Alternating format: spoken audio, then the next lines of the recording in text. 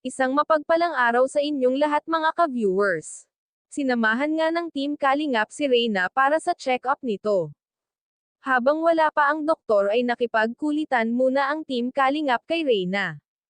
Tinuturuan nila itong sumayaw para nga naman hindi mainip itong si Reyna. Pagkatapos magkulitan kumain muna sila habang naghihintay ng doktor. Nang dumating nga ang doktor ay pinapasok na nga sila para sa check-up ni Reyna. Namangha ang doktor ni Reyna sa improvement nito, tinanong ng doktor kung anong mga bagay ang nagagawa na ni Reyna.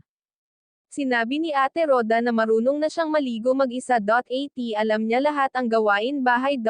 Marami pang sinabi si Ate Roda ng mga nagagawa na ni Reyna.